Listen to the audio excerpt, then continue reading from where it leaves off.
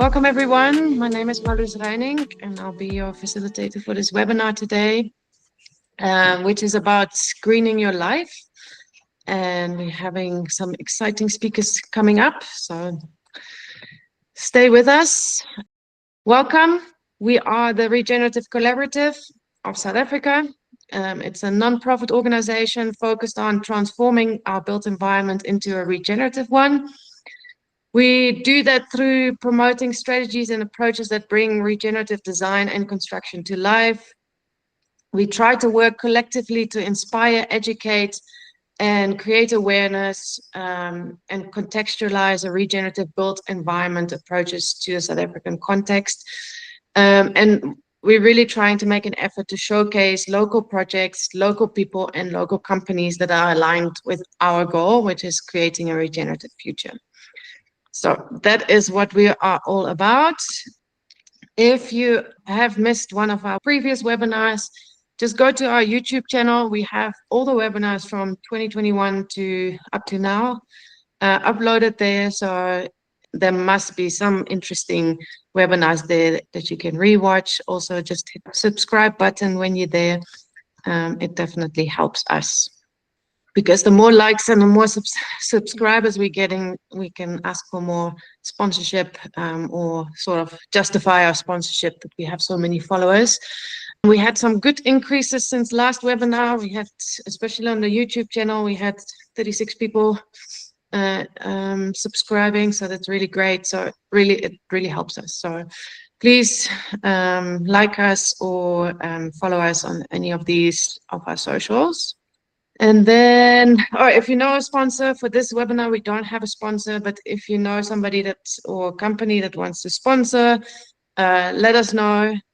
We haven't had a sponsor in a while, so we just keep on going. But SIAT is very nice to us to sometimes waive the CPD fees, the validation fees, so that's really helpful as well. But yeah, it's always welcome to get a good sponsor, so we don't have to worry for a couple months.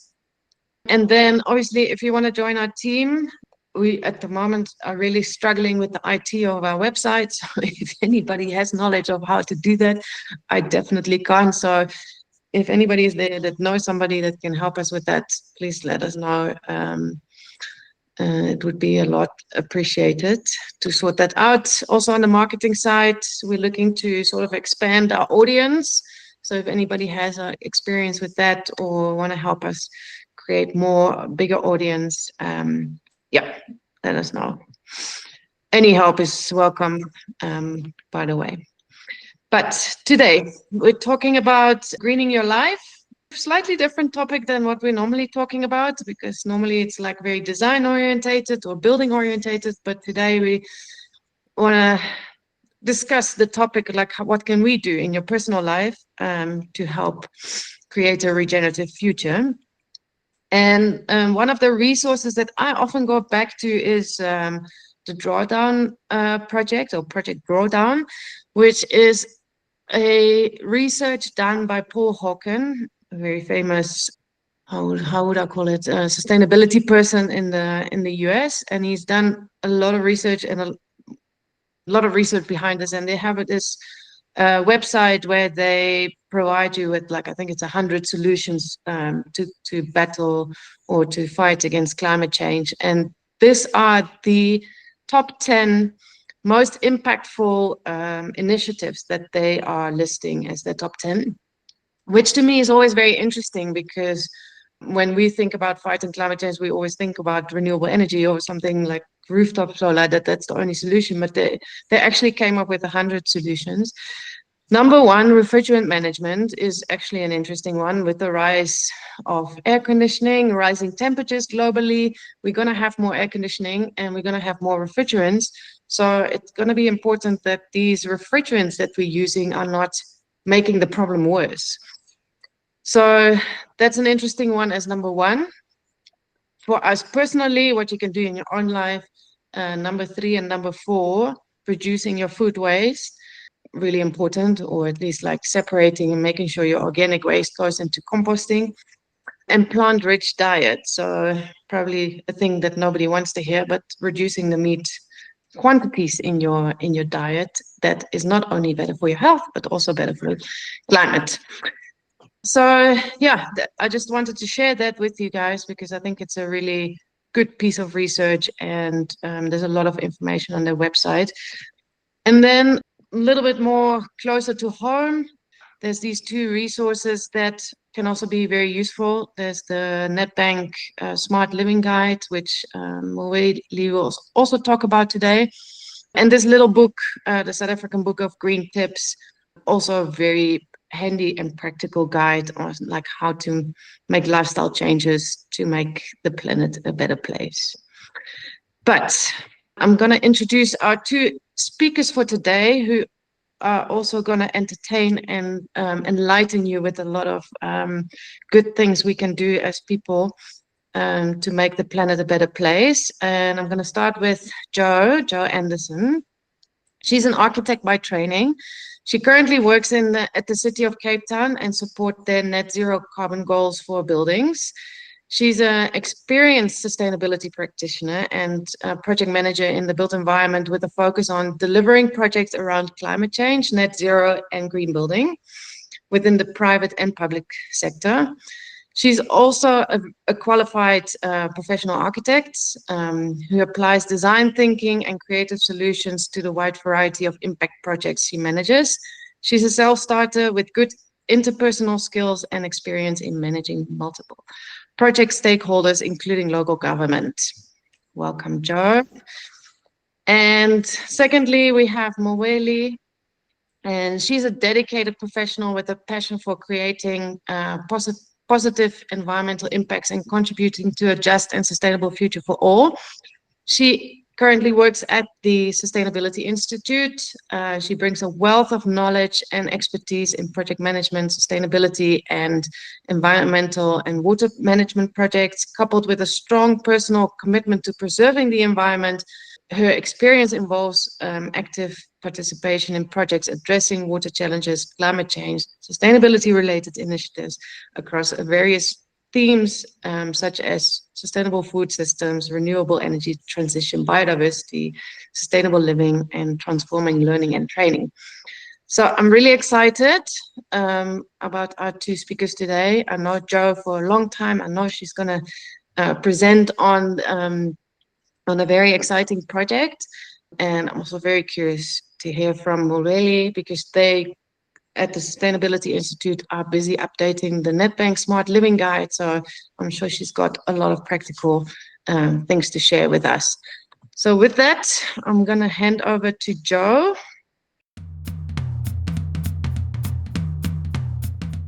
Afternoon, everybody. Lovely to be with you this afternoon.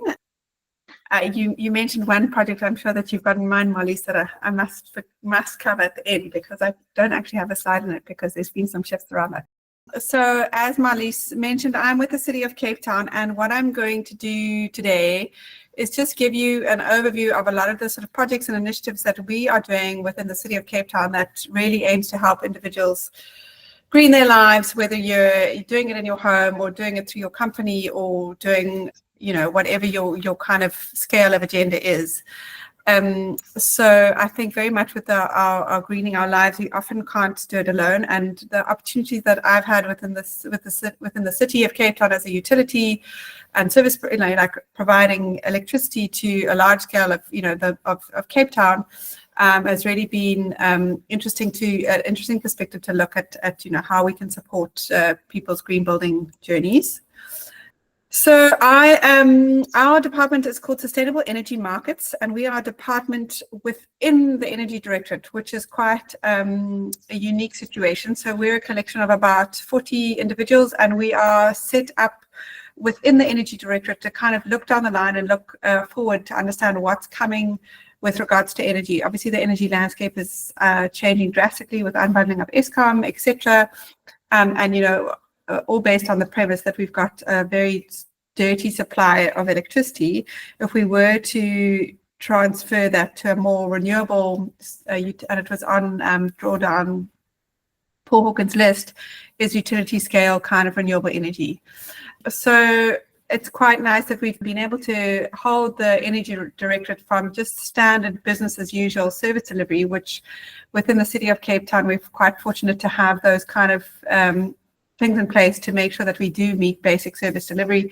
But then we've got all these other initiatives and programs that help to get a more sustainable sort of energy future. And those are obviously looking at self-sufficiency and reducing our dependency on Eskom. We often look at affordability. Within our team, we've also got an energy poverty team. So it's not only looking at the formal and the higher income groups. We also have to, as a city, obviously have an equitable approach. So we often have to look at those indignant households and how do we assist them in getting access to energy instead of reducing the access to energy, their usage. Obviously, there's a very strong focus on economic development just because of the job creation and the financial situation of a lot of our sort of customers. I've mentioned energy poverty, and then my particular role is decarbonization, particularly in buildings. I've kind of mentioned this already. So there's this, obviously, the Energy Directorate, and then we've got the Sustainable Energy Markets and the Energy Generation and Distribution. That's very much business as usual, and their role is really to keep the lights on, etc. Whereas our role is to change business as usual to look at more sustainable approaches, etc. And I think it's just quite unique that the city has actually even got this department within it. And what we do as SEM is we try and pioneer an energy landscape.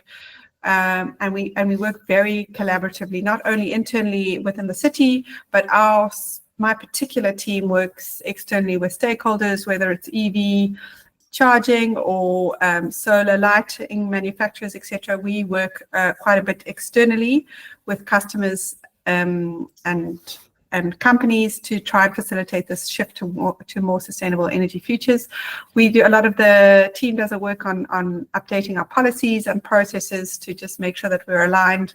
Obviously, within the public sector, these things take a while, and they're all rather large projects and change management associated with them. And then what is quite useful for us as a city is this, I'm not going to go through this in too much detail, but we've got an energy sector plan or a strategy that really just tries to harness where we want to end up as a utility provider with energy. And we really have got three main objectives. The first one in blue there is to alleviate, is to harness new energy supply that covers a lot of our utility scale renewable energy projects that we've been looking at and implementing. We want to alleviate energy poverty, and then we want to optimize energy use. So those hopefully cover, the majority of the work that we do. And then we've got these sort of two supporting criteria that we need to operate a future fit energy utility business, and we need action. We need to support action by residents and businesses and partners. So that's just a nice consolidated view of our energy future, and it guides a lot of the work that we do. I'm going to quickly run through our net zero carbon commitments. I might just this guides a lot of the work that at least I do, and guides a lot of the lens through which our work develops. So a lot like many other cities around South Africa, I think there were 5.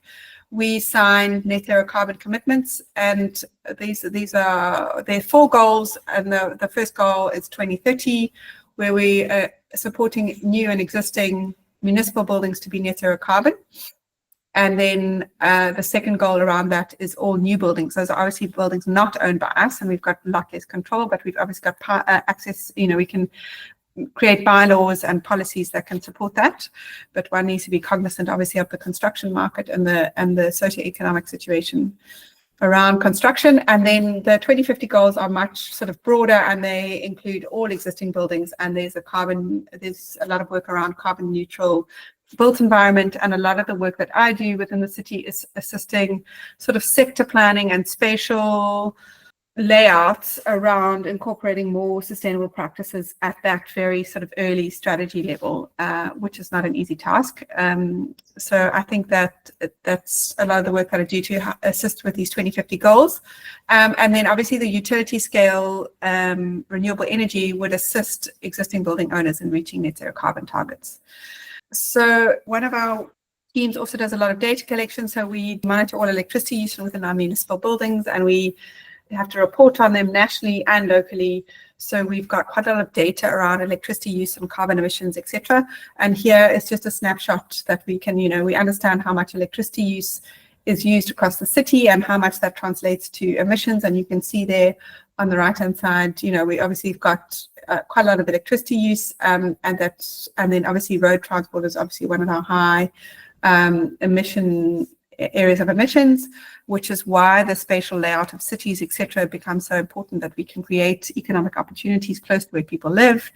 But then my specific work sort of drills down onto the buildings sector, and a lot of it sits within municipal buildings because we've got so many of them. We've got a large degree of control. So there's a lot of energy efficiency work there, but there's also a lot of what we call SSEG, which is rooftop solar.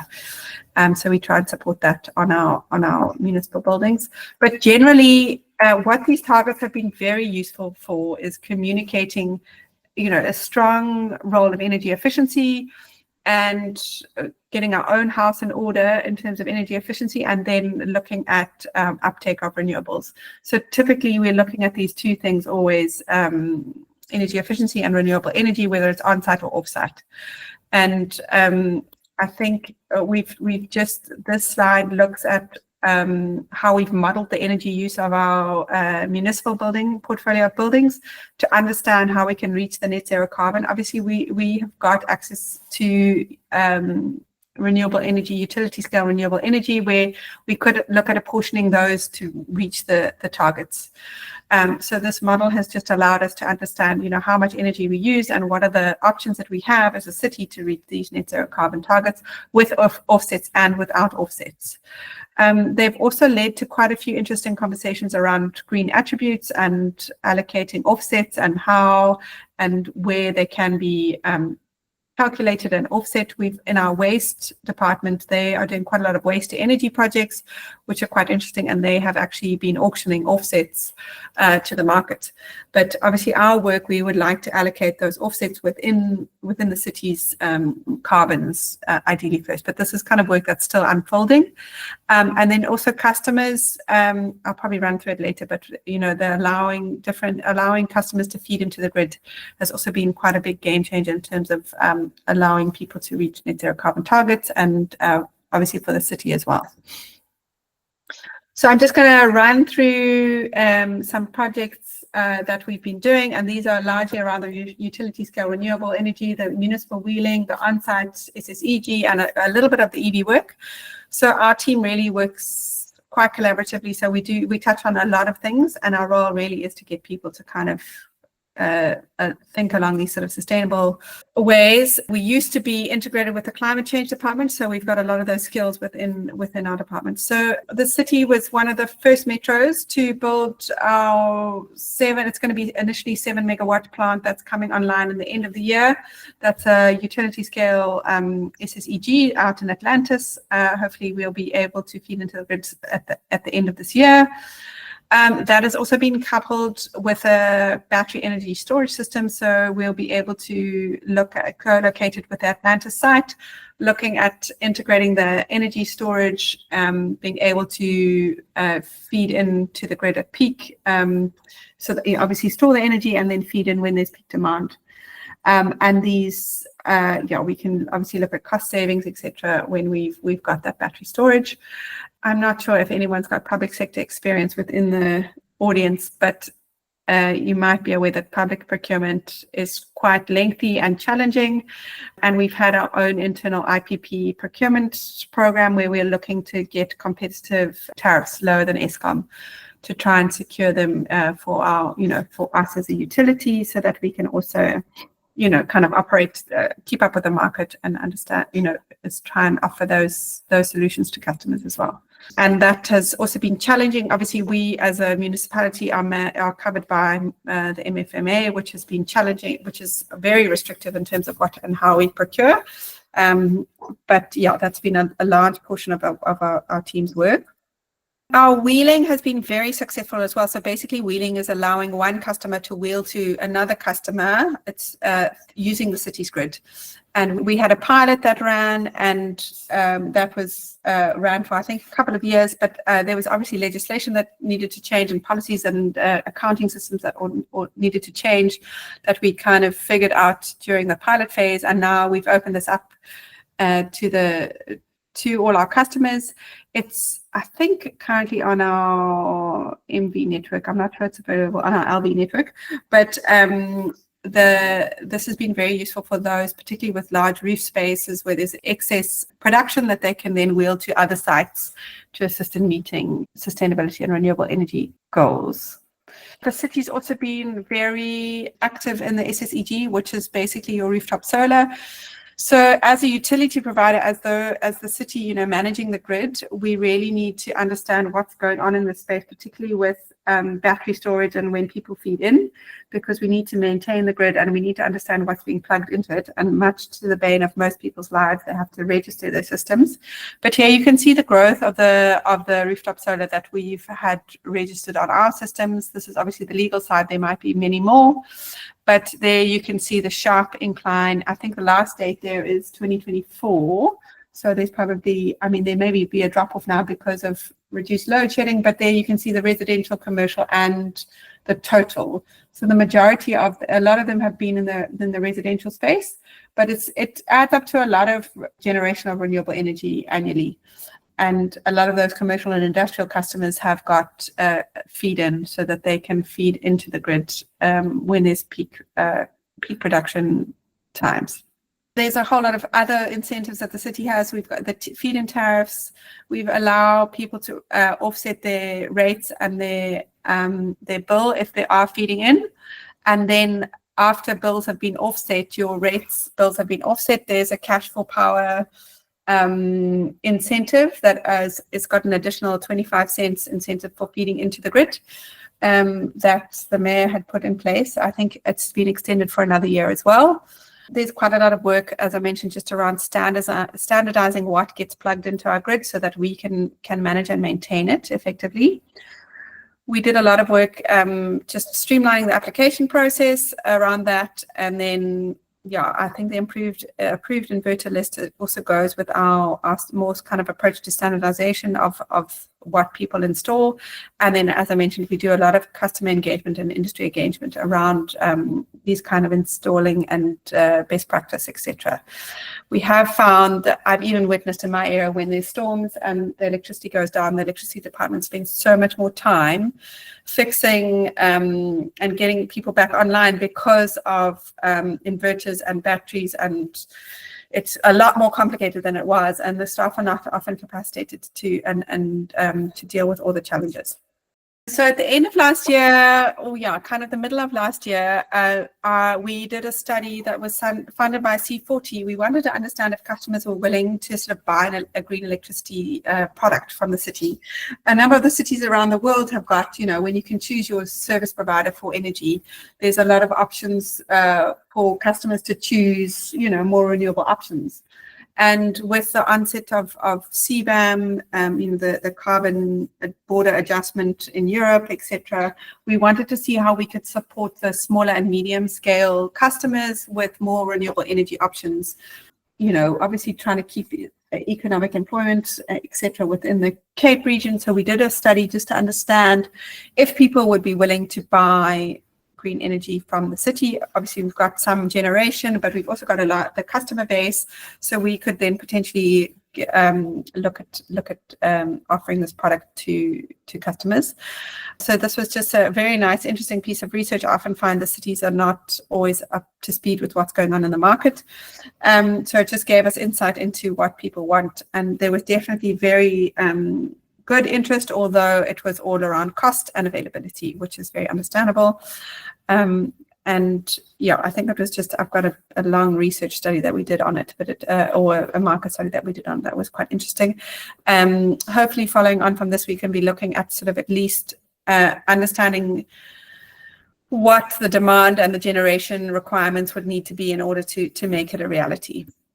I mentioned earlier, a lot of the EV work. So the EV work is very complicated, not complicated, it's just complex in that it covers a lot of areas. You know, there's obviously within a municipality, we've got fleet ownership. So there's work going on there where they're looking at ICE versus fleets, etc. And then a lot of the work that we're doing is focusing on public transport interchanges and supporting public transport transfer to EVs. There's a very cool group in Stellenbosch that are developing electric taxis, and we're just looking at the sort of infrastructure side. And obviously from the energy side, you know, charging an EV is not, it's like about 5 geysers in your household. So we're involved from the kind of cross-sectoral approach of how these EVs plug into the utility and what the demand looks like, and where we can support the transfer, obviously, around those net zero carbon existing and carbon neutrality 2050 goals as well. So that's a lot of the EV work.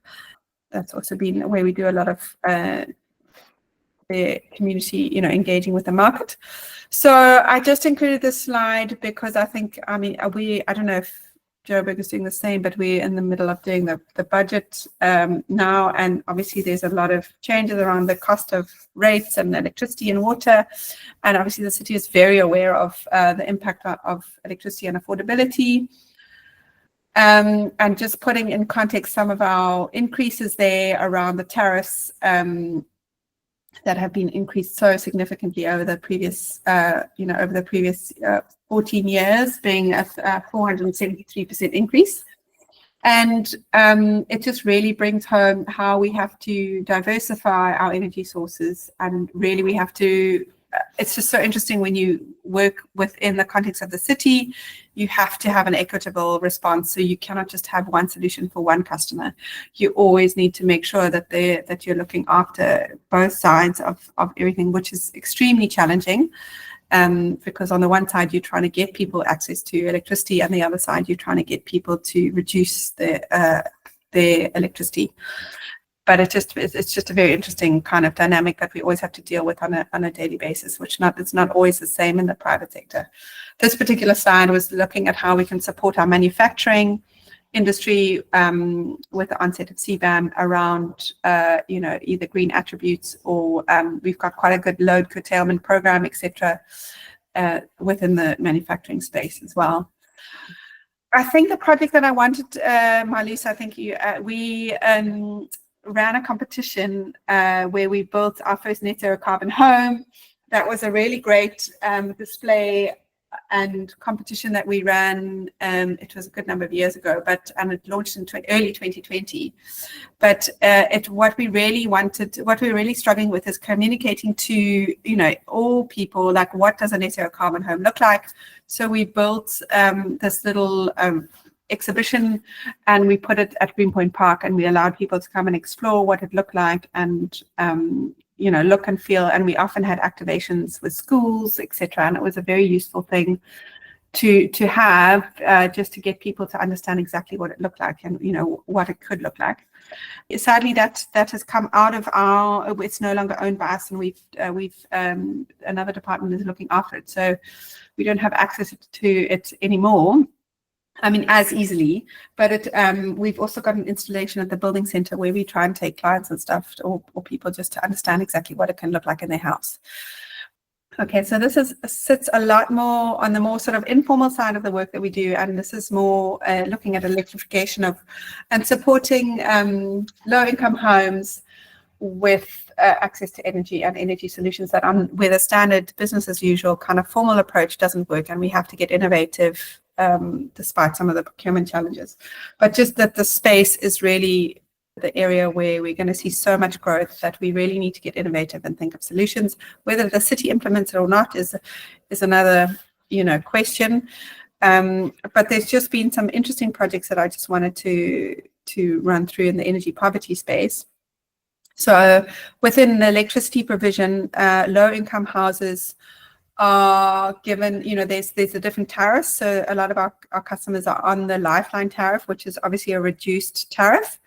And then within Cape Town, we've got a 70-30 split about on our grid. So 70% is owned by the City of Cape Town, and the 30% is owned by Eskom. And the equivalent of our Lifeline customers is the Eskom Home Light tariff as well. That's also cheaper. And then we also have the free basic electricity grant as well, that allows people to get a free basic allowance monthly. And then a large portion, which is relevant, is the backyarders. So obviously in low income areas, what happens is people build these backyarding homes to understand what to create some sort of income, and that is a lot of where our challenges lie, to try and get electricity access to those, because there's obviously, it's very informal the way houses get sold and subdivided, and it's not always goes through the city's processes. This was a cool project that we ran within, trying to look at solving backyard energy access through municipal buildings within these informal settlements. We started a project where we could look, we looked at the different types of municipal buildings within informal settlements with high footfall, whether it was a clinic, a meat market, a sports facility, or a library. And we tried to understand how we could extend support the municipal building with renewable energy or energy solutions that could then extend their services for people to, charge their phone, or do something, because the cost of electricity is so burdens these households. So this is an ongoing project. So how we can look at a more communal response to energy access. And it's just been quite an interesting and thing to how we can support these municipal buildings to offer better services and extend their services to try and deal with some of these energy access issues. This project has also been challenging but fascinating. This is one of the townships within Cape Town called Marikana, and it has got no electricity. It is at nightfall, it is just completely dark, and we're trying to put in solar lighting into this community.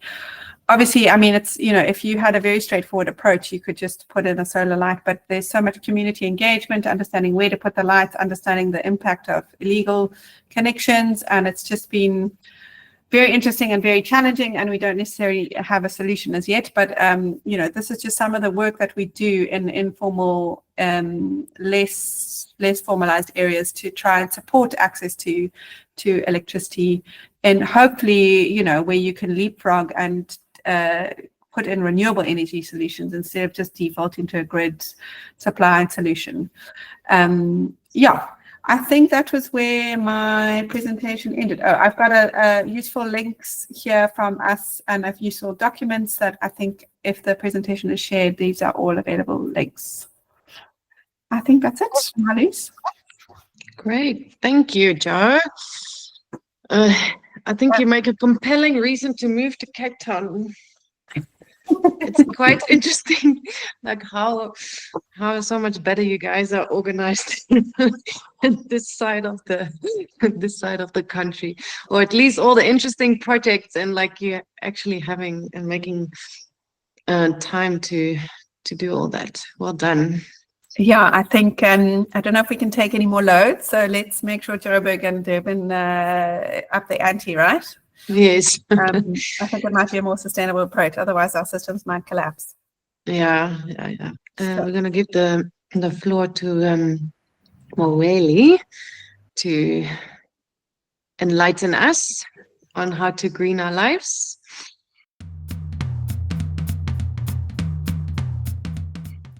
Thank you so much, Marlies, and thank you to everybody joining. Very exciting to share a bit about the work that we do. So maybe before I start sharing my presentation, or while I'm doing that, I've been introduced, but maybe just highlighting what I would like to share today, which is going to be a little bit on a lighter note, more practical in terms of like the work that we do in the ground. So we look at the drive for moving towards sustainable living as an organization, as well as the living institution. And then I'll share a little bit of some highlights about the Smart Living Guide.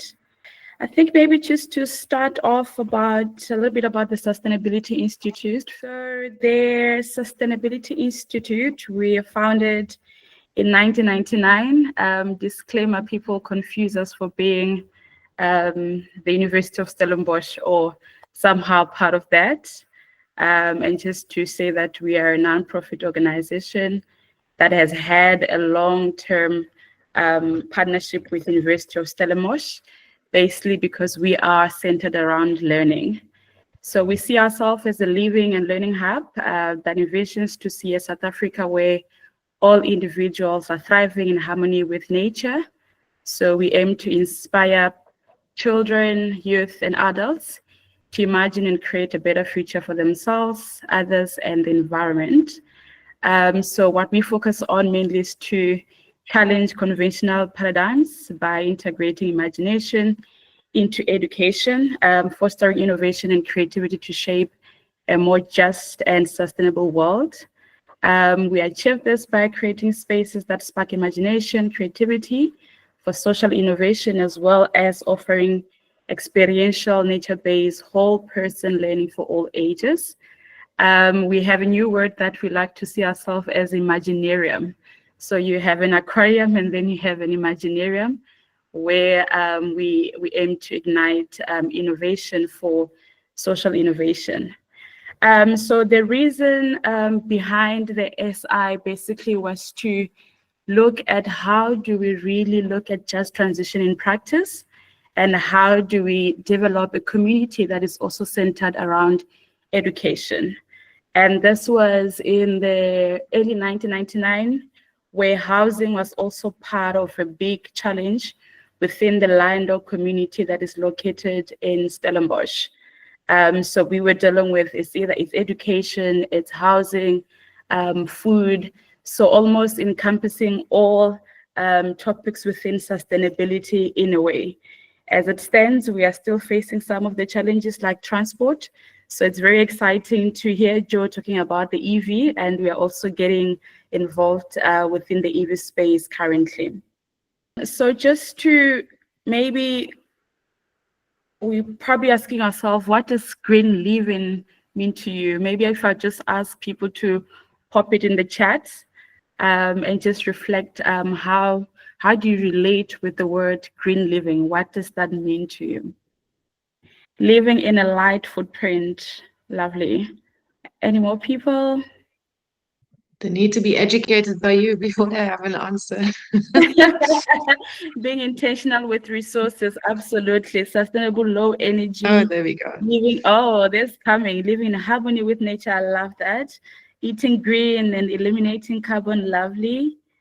Yeah, so it's basically all of those things, and how we like to define it, it's making conscious lifestyle choices that reduce harm to the environment and also promote social well-being. So currently what we see within the trends is that green living is very associated within the environmental side of things, but often we undermine the social well-being aspect that comes to that. So yeah, why is our agency matters in terms of greening our life? I think this is quite basic. Everybody will probably understand, and some of the things that I hear are also answered in the chat. Environmental protection, health and well-being, resource conservation, already somebody mentioned that. Economic savings, I think that's one of the key things that often it's not seen as such. There's a narrative that living green, it can be expensive, it's not accessible to certain group within the economy, but also it also have an opportunity to contribute into equity and justice, as well as creating that empowerment and agency. So just to touch base on the Economic World Forum report, which most of you might have seen, which we usually reference, which is looking at the global risk landscape, it's called the polycrisis, where we're talking about the interconnectedness of crisis that shows up in different ways and also amplify the impact. And if you see between 2 years and 10 years, we have things like climate change, natural disaster, biodiversity loss. But in all these challenges that we're seeing in this polycrisis diagram, What I would like to highlight is that there sits mindsets, there sits behavior, whether it's mindset within individuals or mindsets that sits within organization. But the common thread in all these challenges that are interlinking and creating what we're calling the polycrisis, it's the mindset and our behavior. One of the things that we looked at when we were starting the journey within the Smart Living Guide, as well as us as an organization in terms of promoting green living, was also looking at the pollution and overconsumption as the mother of all environmental problems. There's a quote by Laura called, saying capitalism promotes constant growth and rewards consumerism, and that mindset leads to overconsumption and people buying more than what they need. There's currently a report from the Earth Natural Resources that speaks about 70% of increase within the 2030 in terms of consumerism and overconsumption. And that is also supported by the UN Global Material Report, that it has tripled since 1970. I was visiting the landfill in Stellenbosch 2 days ago with master students from the UJ, and we were chatting with one of the engineers, and then he was talking about the capacity of the landfill. The lifespan is only until 2030, and after that there's going to be a need for another land, and also to do the rehabilitation within groundwater pollution and things like that. And you start realizing that if we're not doing something about it, we're just also gonna triple again the already 70% increase in terms of our pollution within landfills due to overconsumptions. So we also look at the declining of water crisis, and I think with a lot of people that are in Cape Town currently, we have experienced the water issue very closely to home during the day zero. So it is quite concerning, and also due to aging infrastructure. And if you look at the 2023 Blue Drop report, it revealed that 46% of water supply system are at risk due to poor water quality. And then while 67% of wastewater treatment works are close to failure. So coming back to what Joe is saying is that if all the province could do better, because the system we won't be able to take enough already with what we're facing. One of the things that we are observing within the trend is the new report, which maybe some of you might have seen, that speaks to the increasing and declining of wildlife populations. This is also referenced within the Smart Living Guide. So this will be the update on the Smart Living Guide. We have referenced the report of 2022. So this is quite concerning. And one of the things that touch base on within the Smart Living Guide is how do you understand resources that are declining, and what are some of the actions that we can take individually or as collective, including things like removing alien invasive species, as well as moving away from toxic chemicals. So our agency matters due to the fact that we all have a contribution, as already people mentioned in the chat, that reducing our footprint related to multiple of activities that we're seeing, including transport and energy. So within the Smart Living Guide, we advise people to continuously monitoring things like electric consumption within households, as we have observed that 29% of income home goes to water heating, and then that 23% go to space, 21% going to cooking, and 10% going for water heating. So what we will be adding on that is not currently included in the current Smart Guide will be the load shedding aspect. So that is quite exciting, as the previous edition was in 2022, and then trying to look at how that does look like when there's load shedding, as well as looking at some of the households that might have already have reduced their electricity either by installing solars and things like that. So also, we're looking at waste generation. So there's a big part of individual consumption patterns that we're observing, especially within the fast fashion. And that is also much fuel within the landscape of social lifestyles.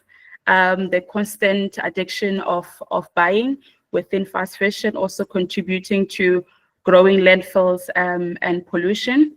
I've already mentioned the biodiversity loss, as well as the water usage and pollution.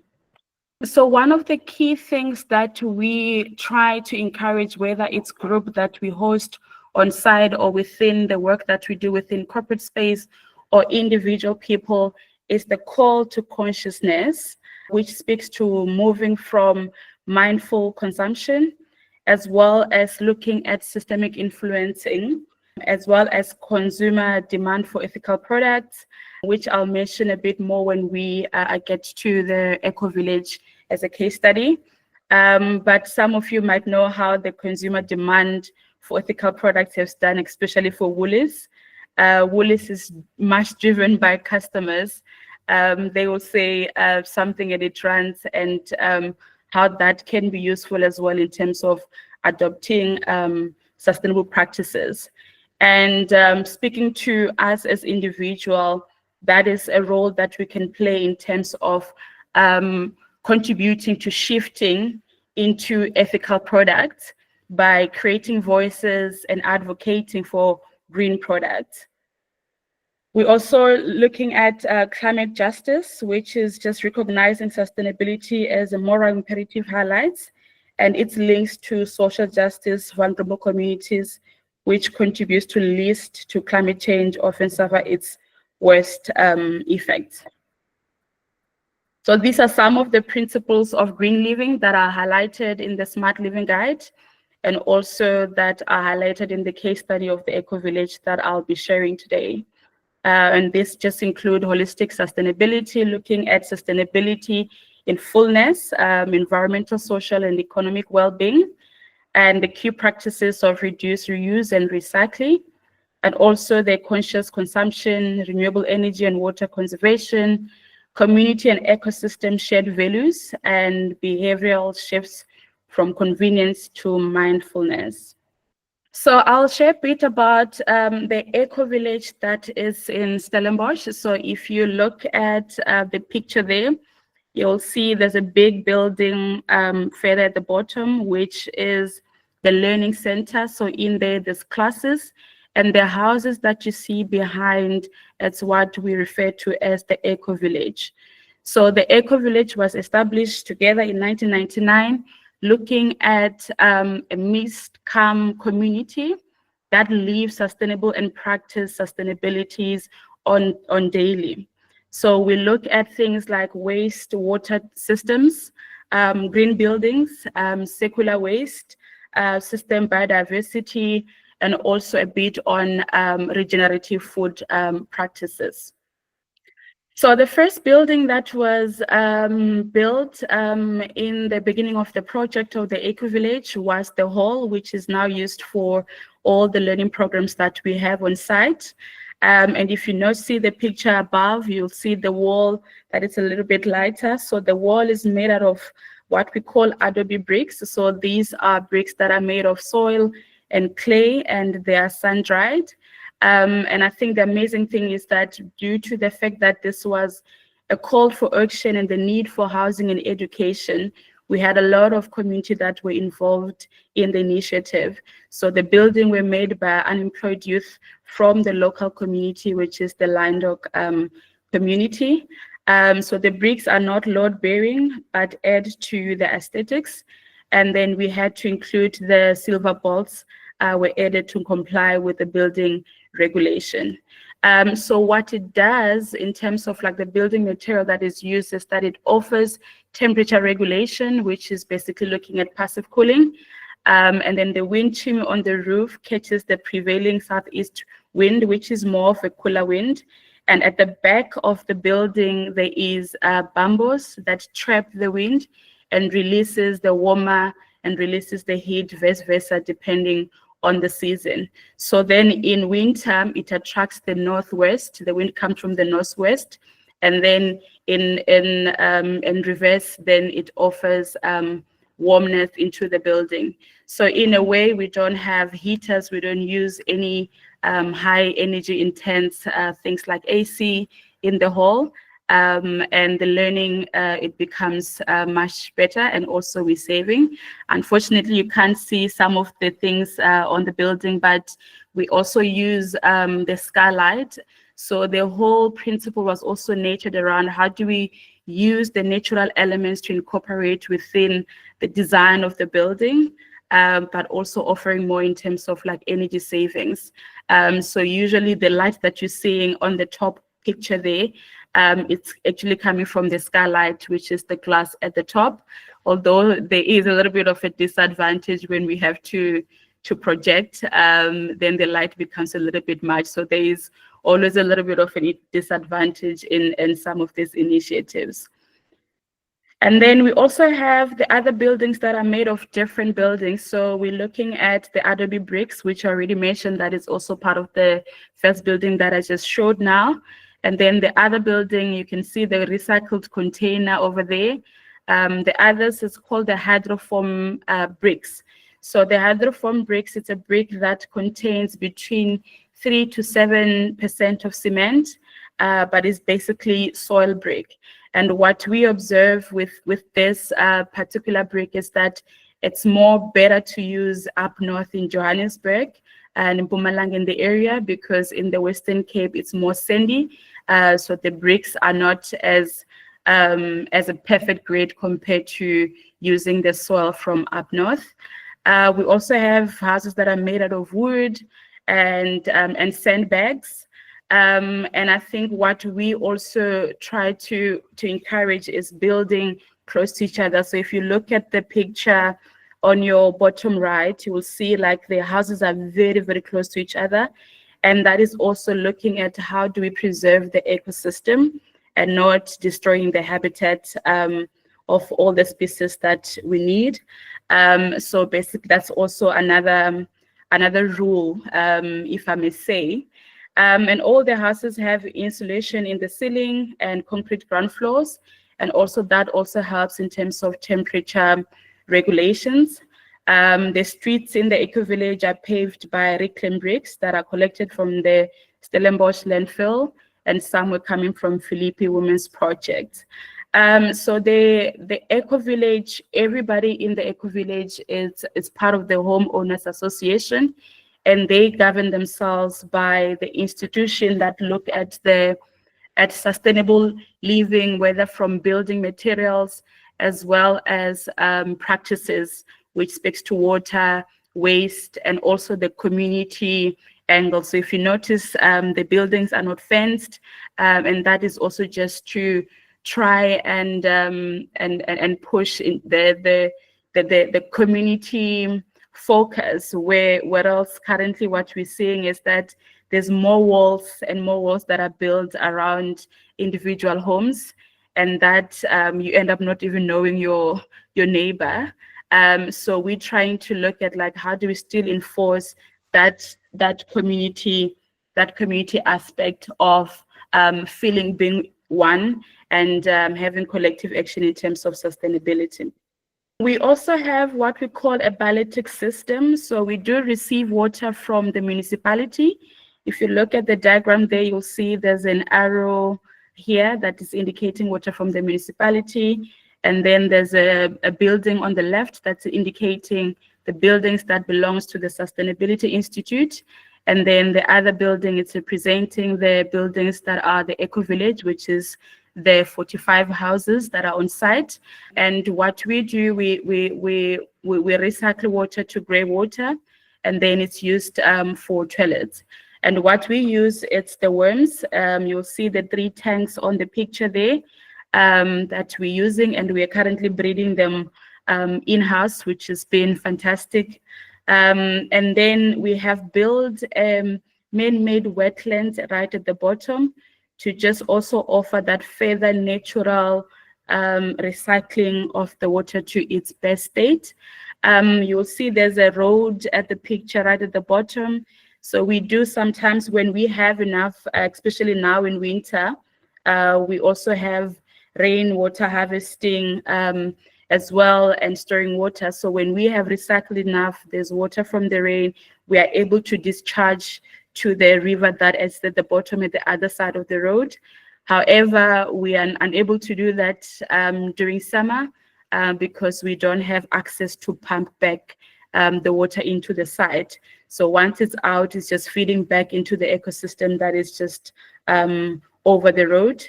And then we have a pump that pumps back the grey water to these 3 tanks. And then these 3 tanks is connected to the houses. So the ideal scenario will be to recycle to potable drinking water, although as an NGO, it will cost us an arm and a leg. So we are fundraising for that and hoping we can close the loop, and then we can be out of the municipality water and then just keep the circularity of our water treatment plant. And also the disadvantage that maybe I can say it's a disadvantage is that the buildings that belongs to the SI, we receive a lot of traffic there. But unfortunately, because we have children and youth program on site, the health and safety doesn't allow us to have grey water in the building because of the children. So that is a missed opportunity, because in these buildings alone in a day, we can have a traffic of around 600 people. So we have the University of Stellenbosch, masters and postgrad students, our children and youth, our staff. We host different learning groups, local and international universities. So it's quite a missed opportunity that we are unable to connect the grey water back to the Sustainability Institute buildings, as compared to the EcoVillage, where some households only have maybe 3 family members, and often maybe they're also working during the day. So in terms of maximizing the grey water, then there could have been more opportunity if the health and safety was a bit more allowing us to have the grey water in the buildings this side.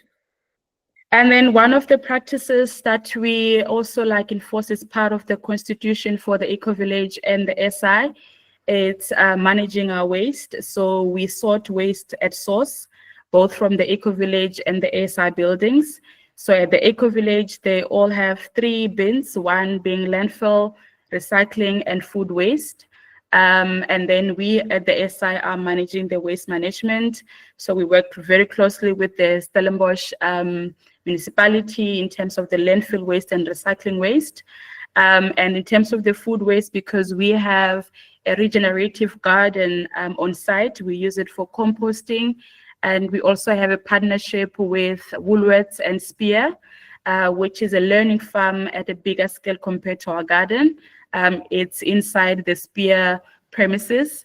So we also try to also contribute in terms of if the food waste, it's a lot. But what has been amazing with the food waste was that at some point we had a project that we were trying to get rid of our kukuyu grass in what we call the woodlands, which is a piece of land that we have regenerated, and we're trying to regenerate the ecosystem back to its probably closest form that it would have been by planting trees over the 25 years. But then we started having a problem of kukuyu grass, and we were thinking, what is the best way of thinking around the circularity and using what we have to take care of that challenge of kukuyu grass? So we introduced the pigs on site at some point, and the pigs belong to one of our staff member who's also managing the waste, and they will help with in terms of managing the kukuyu grass and also managing our food waste when there's no need for composting that is needed from the garden. And that just give us that circularity where we're able to see how all our waste it's remaining within the premises. So we also have the feeding scheme, which I didn't talk about in my introduction, because we have the children's program and the youth. We offer food, and as well as for groups that comes in. So we also have a big food waste at times. And what we're now also introducing is to looking at how do we use food like offcuts to make ingredients like your garden salt. So we have made products with those food that would have went to waste, but they are still edible. So we're exploring with all these different offcuts, and also in terms of the supply. So we try to look at sustainable supply and also within the area, which is quite a challenge, especially in terms of like, you know, having to run a program that needs to be self-sustaining. But yeah, we've been successful in terms of like getting supplies that are more local and sustainable in terms of our food that we buy or products that we buy. Yeah, and then if the picture that you're seeing, that's my hand, and I had a eco brick in my hand. So we also make eco bricks. So we don't have a house that is built of eco bricks as yet. So we're still exploring making use of eco bricks.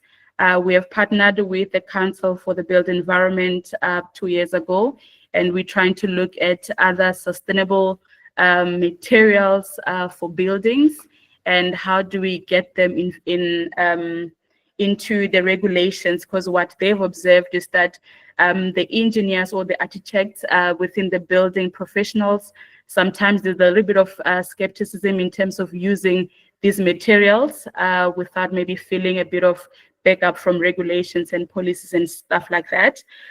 So we are excited to be partnering with the CBE in terms of looking at other sustainable building materials. We also have a biotech system. That's a picture that you're seeing there.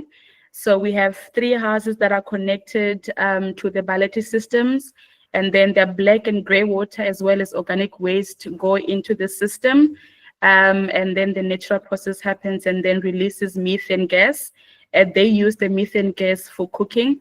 The reason for only the 2 houses, it was that this was built in the initial state of the EcoVillage. So over the years when the houses were built, the FI doesn't really have much influence as the EcoVillage governs themselves as homeowners association. But it's quite a successful in a sense that we haven't really had much of maintenance issue as it's inlet and outlet. So the only challenge of the bilateral system that we could have, it's if maybe there's any leaks within the pipes that connect to the houses. And then the bricks that I use are reclaimed bricks. So all the materials that we try to use, it's either reused or recycled materials. And then all buildings, all houses are fitted with solar roof tiles and solar water geysers, and also low energy lighting in the buildings and also in the streets as well. And we also have a project, unfortunately I don't have a picture of it, where we did with the ESCOM, where we were looking at an RDP house that it's fully off-grid. So we only have 1 house that is fully off-grid, and with built differently, built with Adobe bricks, have all this rainwater harvesting in place, just more of like a sustainable design. I think it's probably similar to what Joe was sharing as a new project that they just launched. I'm running out of time. I was gonna nudge you. Yeah. Okay, yeah. So quickly, I think, yeah, the first thing that maybe I can say as the first action that we can take is the mindset shift. So the attitude, the behavior, action, then success. And then, yeah, where do we start? So if you download the Smart Living Guide, it speaks a lot about understanding your household consumptions and simple changes at home. So if you download it, I think it will give you more insights, as I'm running out of time.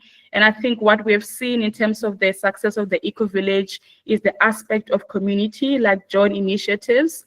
For example, as waste, everybody complying and everybody sorting, although there is a little bit of challenge, we can't say it's 100% perfect. But those initiatives where everybody buys into the idea, it helps in terms of the impact that we want to see. So this is the Smart Living Guide. So it focuses on water, energy, waste, food, ecosystem health. And I'm happy to share that we will be adding another topic, which is focusing on products and materials. So basically, this was going to be the reflection, but we don't have time. Let's rather take questions. But yeah, I just wanted to hear more about the lesson from the EcoVillage, as well as what is that one thing that you would like to start with in your journey of becoming green. Thank you, Melis. I like that question. Okay, let me open the floor for questions, guys. Yes, Google, go for it. So I have a question for Mulweli. Yes, the question is, with the Nedbank Smart Guide, please just summarize, how do you try to introduce green living? Is it through paper reduction in the offices, or you try to deliver the message to individuals? I know there's an ESG, right, which is for sustainable finance, but how does a finance institution like Nedbank practice sustainability? Yes, I think maybe I'll just speak from our side. I don't want to speak on Nedbank, but we have worked with them in a couple of projects. So I'm aware in terms of like how they support, like, for example, the work that we do. So we also do like things like short courses where they bring their practitioner to learn about carbon footprinting and things like that. In terms of like how do they support people that are actually coming into sustainability or ESG. So those are some of the things that we work with. But from our side, I think with the Smart Living Guide, it's very individual households. What else? We have like other guides that you will see on the Nedbank website that we've done for them that is more speaking to corporate spaces. We also do training as well that we try to help those that are trying to adopt to either ESG or sustainability in general. And where do you start and how do you start? And I think what we advise is that, find your priorities and you don't have to do everything at once. And I think that's some of the things that we are seeing, that it's quite a struggle that everybody wants to do all things at a go. And it's not usually feasible in terms of capacity as well as resources.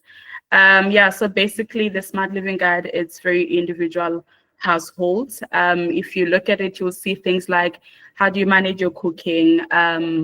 If you have a pool, how do you look at things like chemicals that you clean the pools, etc., etc. Okay, thank you so much. I'll download it and read it through. I put the link in the chat box to the 2020, I think the 2022 edition. So yeah, it's a nice practical one. Okay, any other questions? I see on the chat, Amy saying, what's one principle in the Nedbank Guide that you like to live by? There's so many. I don't have one, Amy. I wish I had one. But I think for me, energy being such a big one, especially in the country, and also myself, we all feel the energy crisis in our pocket. So I try by all means to live by that one, but also waste is also a big one that I also try to sort. Although it's quite a challenge when you are doing these practices staying in a place where it's not embedded, unlike the Sustainability Institute, where you actually know where your waste is landing. So I can sort in my house, but I don't know what happens after I've sorted, if I'm sorting my waste. Yeah, that's very true. Joe, which of the principles of the Nedbank Guide would you like to live by? Sure, the waste is a big one because I find it actually quite easy once you instill the practices. But I also think grow your own as much as you can. It also forces you to eat less meat as well. I suppose those are my two. And composting. Yeah, composting. So Sarah also mentioned in the chat, we didn't mention our diets, and definitely an elephant in the SA room.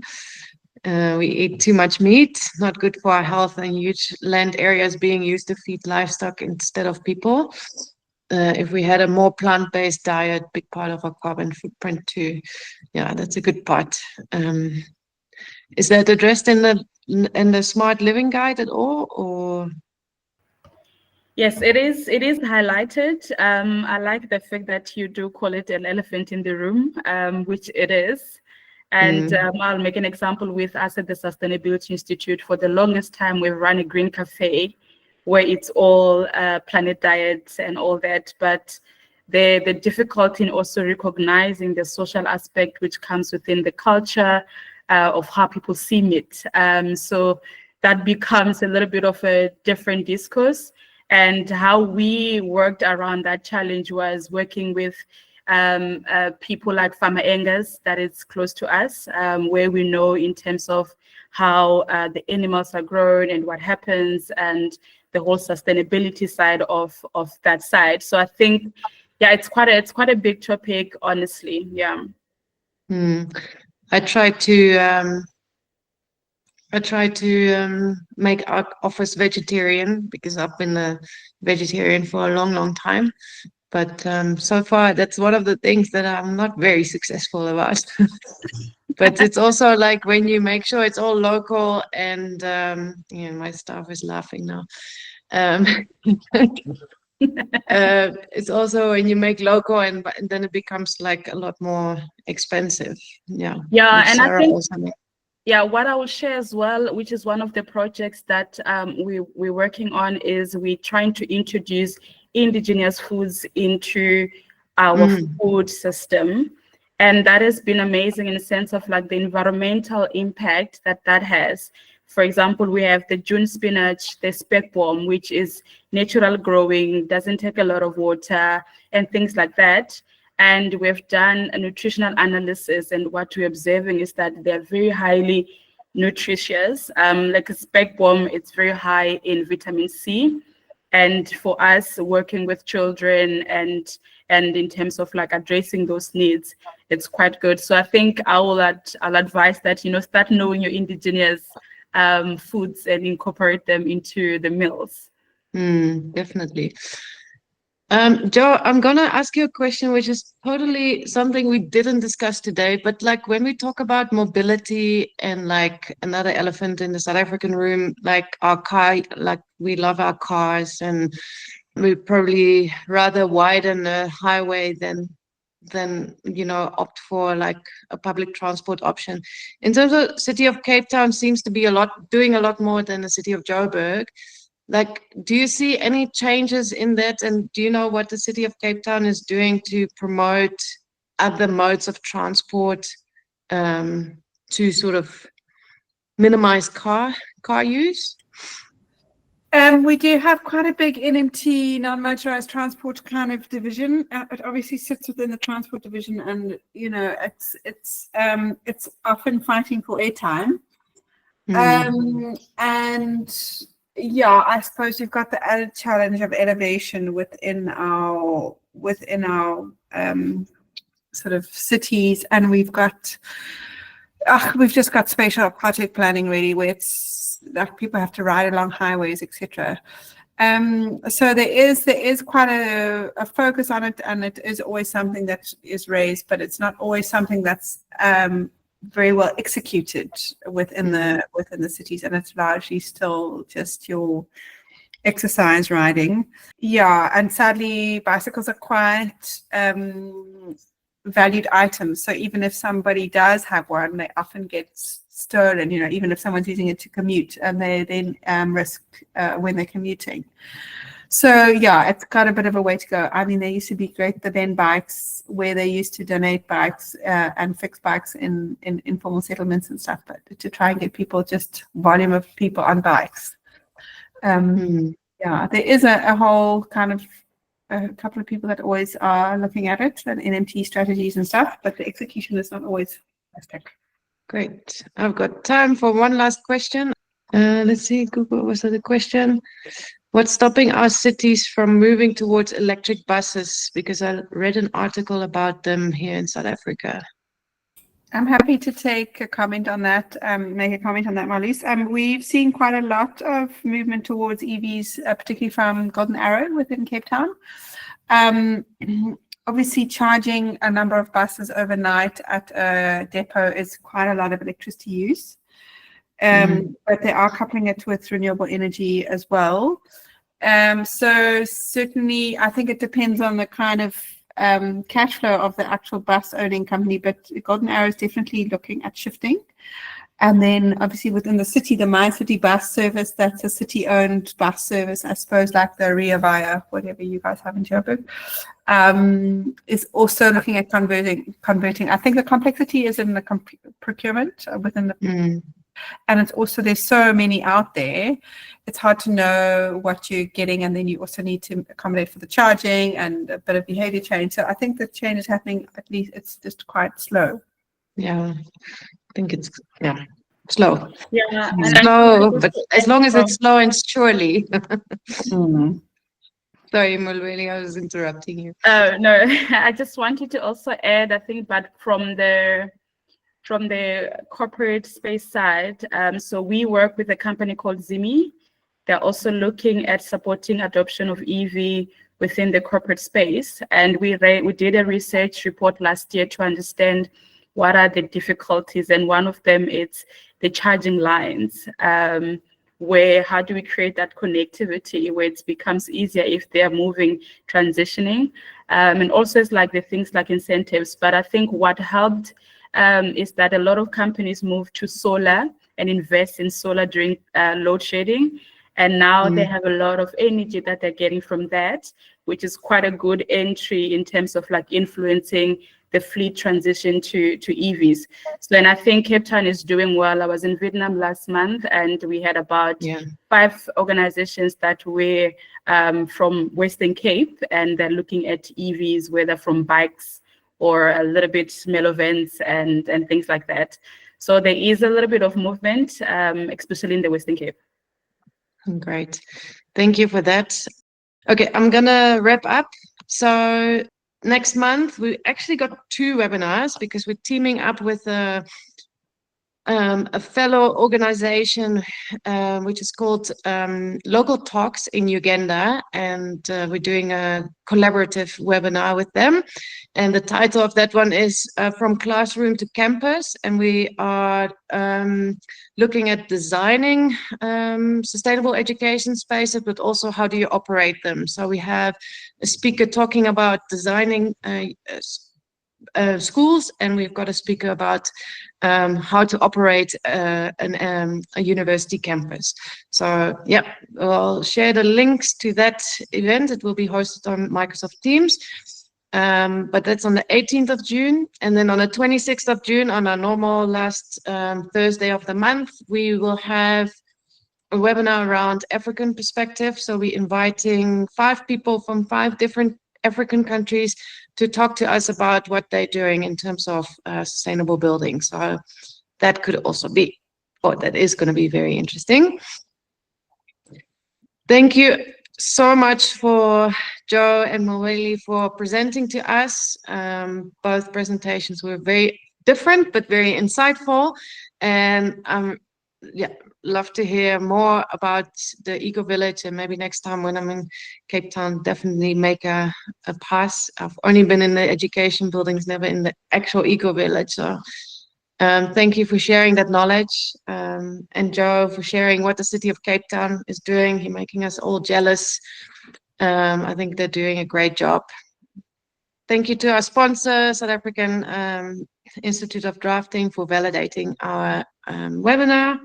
And just a reminder, I know I bombard you with this all the time, but please, please, please, please follow us on one of our socials. It really, really makes a difference for us. And with that, 1 minute over time. Thank you so much. Thank you, Mulweli. Thank you, Joe. It was a really insightful webinar again. And everybody have a really nice evening. Thank you for coming, and hope to see you next month again.